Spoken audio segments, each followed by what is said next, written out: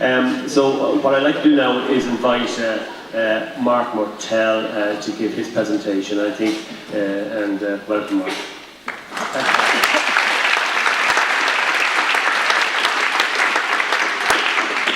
Afternoon, everybody. I'm not going to do any slides, just to break it up a little bit. But I am a recovering brand manager, and after what Charlie said earlier on, I obviously have needs to. So brands are really all about smoke and mirrors, as against years of investment we put into making great brands great. And of course, that may be part of the process that we want to talk about here, because making the public case about anything is fundamentally about persuasion. And persuasion is really all about brands are about persuading people to think in a particular way about something.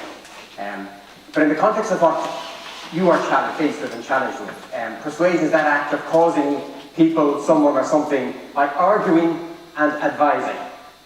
And there's lots of terms and jargon we use in the whole public affairs context. There's public affairs, there's advocacy, there's lobbying, there's case making, there's politics, there's pleading. But ultimately it's a process. And a process made up of a number of things. It's about commitment to persistent, consistent, convincing communication. And what Charlie said at the start there is crucial. It's about structuring it correctly and then creating the context in which you deliver that. And I think right now, like many other sectors, the arts community has a problem. The problem is this.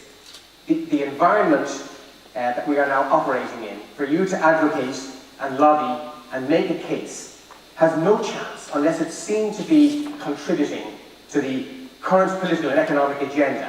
And that's a massive challenge. I'm very comforted to hear that the Arts Council are going to do an economic impact analysis, because that's going to help you. Because if there are 50,000 people working in this sector in some fashion or other, well then you've got a bloody good start. And you start thinking about where you start from, where the A is that Charlie talked about.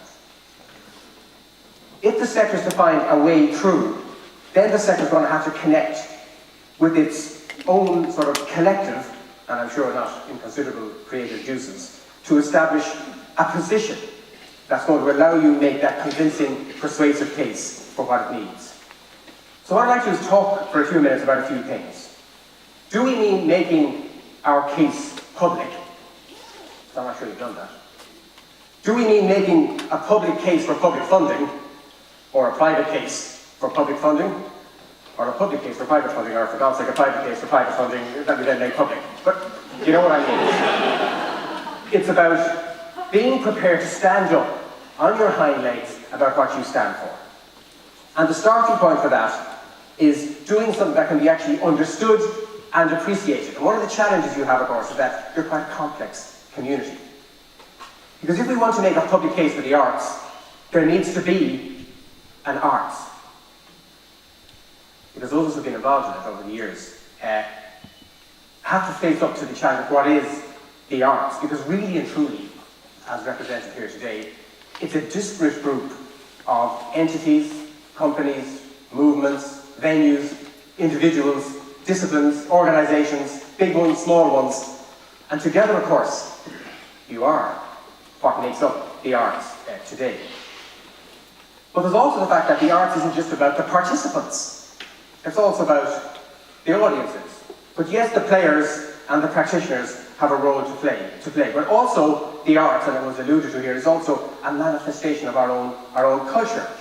The then Minister for Arts in 2005, I don't know whether Fiach wrote this for him, but at the opening of the European Capital of Culture said, "It is through culture that we come to understand what fundamentally makes each country what it is, what it believes, and what is important to it." And if you take that quote with a couple of quotes Mark and Cullen made around the smart economy, which is that policy platform that the government are now working in, then maybe making a case for the arts isn't quite as difficult as you might think. Because it's not just about the sector, it's also about the citizen. And maybe part of the challenge is to make the citizens realise just that. So let me go back to advocacy then. That art or act of pleading in favour of something, because this has got a number of aspects to it. It's a bit about democracy, for starters, agitating, getting people involved. It's fundamentally about creating a familiarity for your cause. It's also about then building up an understanding and a trust in your case. And that can often be challenging for an organisation that's as disparate as you. Because you can't be fighting each other, for example. It's got to be about identifying and accessing the target audiences you feel you need to persuade about your cause. And then it's about speaking up passionately and persuasively and consistently about your case.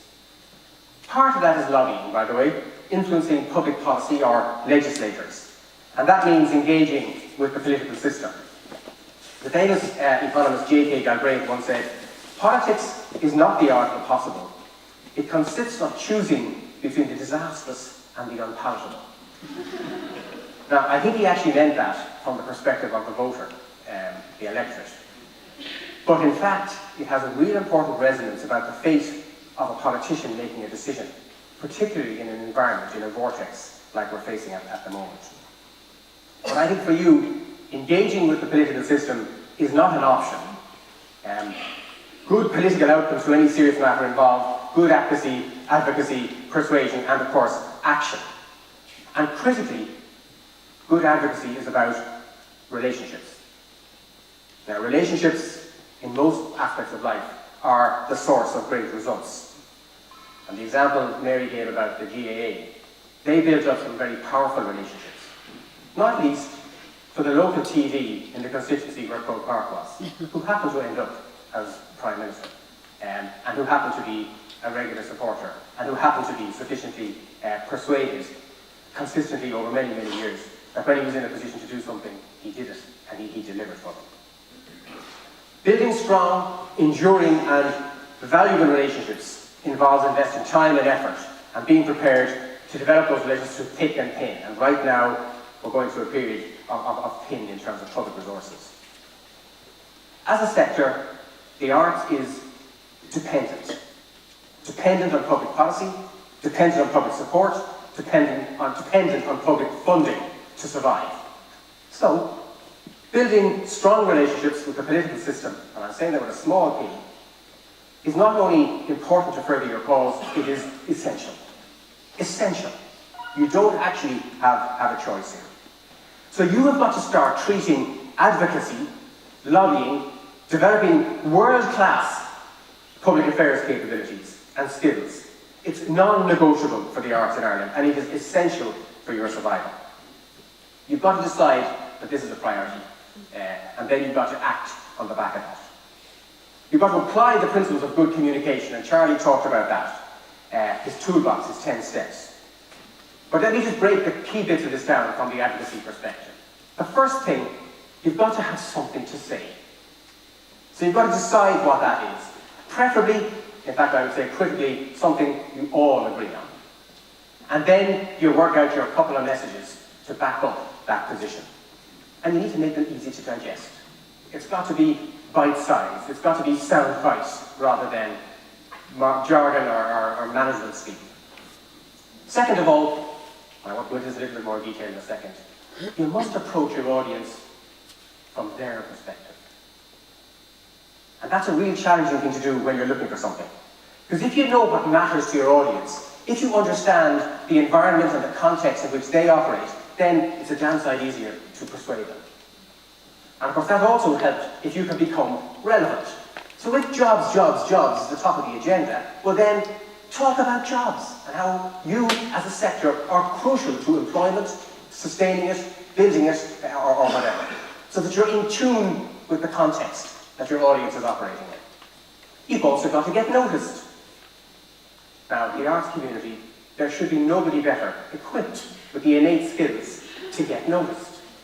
But I think you need to think about that as part of your advocacy and use the skills and the expertise and the experience that's sitting around this room and elsewhere.